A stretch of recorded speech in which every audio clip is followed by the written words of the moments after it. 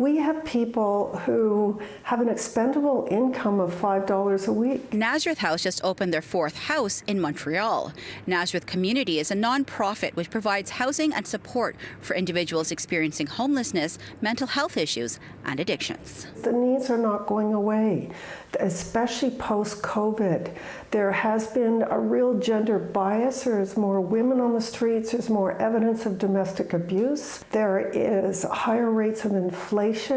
It's very challenging for a family with 2 income earners to get by in a big city like Montreal. It's much more challenging if you have no support, if you have a mental health issue, and if you have no funds. An approximate 4,000 people are experiencing homelessness in Montreal. As 1 in 4 people have a mental health issue because there's no us and them.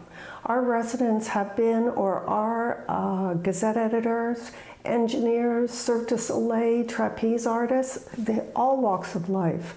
Nobody decides that they'd like to be homeless and have a mental health issue. Some of the biggest challenges we face are funding, always funding.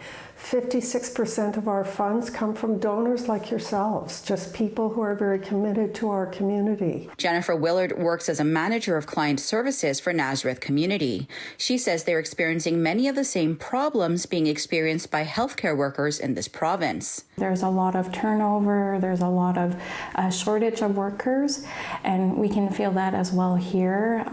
We are in a hiring mode right now to help the daily functions of our organization, but I think our biggest challenge right now is to have enough staff on site. We don't just make changes in people's lives, they make changes in our lives too. A lot of our residents, especially at Aunt's house, are back to work, they're volunteering or they're going to school, so I'm really proud to see their accomplishments. Winter is much more isolating for people. We don't see the people on the streets like we do in the summertime.